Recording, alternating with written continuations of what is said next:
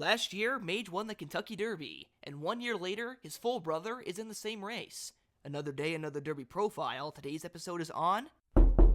Let's go! First up, the stats. 6 starts, 3 wins, 2 seconds, no thirds, and earnings of just over $550,000. That is twice as many races as his brother Mage did before his Kentucky Derby.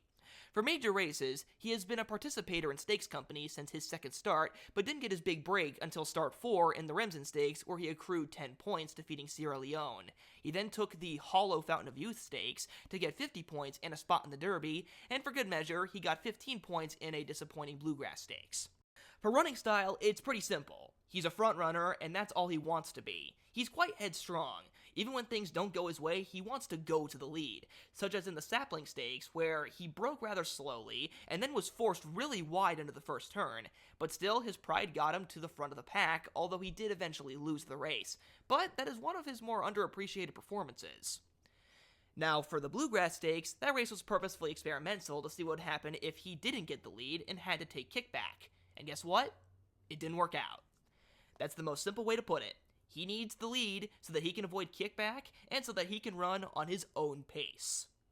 Another thing about his running style is how he finishes his races. He seems to hang on to his left lead, which is why he looks kind of awkward in the stretch. He will begrudgingly switch leads, which is at least good to some extent, but he does it in a very delayed manner, which indicates greenness, which I will talk about more in the weaknesses section. So yeah, headstrong frontrunner who doesn't necessarily know how to finish strong in a race, but still has enough talent to win the races he does.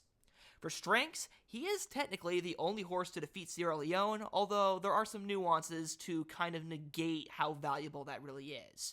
And before the Bluegrass Stakes, he was first or second in his first 5 races, even under unideal circumstances, such as in the Sapling Stakes.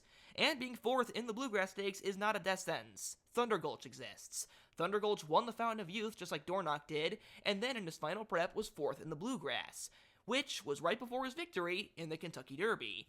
And the Bluegrass itself was experimental, which you can use to somewhat negate it, as it was just an attempt to see what would happen if he got kickback, and now they know to avoid that.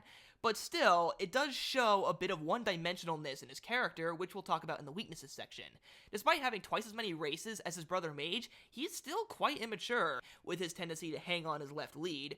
Also, he has only one on the lead, which means that his strategy can only work if he gets the lead to himself. Which, the Kentucky Derby isn't really about things going his way. He definitely has way less nuances than his brother Mage, and I know I keep mentioning that, but it's really freaking true. In 3 starts, Mage went through a lot more when it came to challenges, having to go to the lead, having to come from behind, and even going between mid-pack, and also just dealing with trouble, constant traffic in those 3 races. Meanwhile, Dornoch has dealt with less in 6 starts than Mage did in 3 starts, and has come out looking less impressive.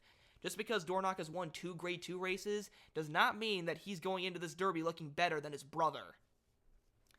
But if we just look away from his brother for a moment, and look at the greatest thing that Dornoch has done during his career, which is defeat Sierra Leone, he has also defeated nobody else of note. Sierra Leone was the best thing that he ever defeated, and also that has been completely negated with the Bluegrass Stakes, as Sierra Leone has gotten his clear revenge, and has improved significantly. Meanwhile, Dornoch seems to have not improved at all.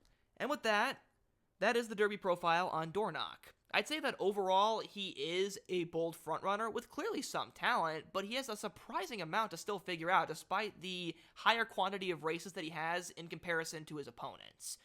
For all that, I unfortunately don't think we're going to see a historical sibling repeat here, as Mage was a lot better than Dornoch. I give Dornoch a B- grade. I'm not really a huge fan of him. And with that, hope you guys enjoyed this episode of Derby Profile. Comment down which horses you want to see me cover in the next episode, and I'll see you guys next time.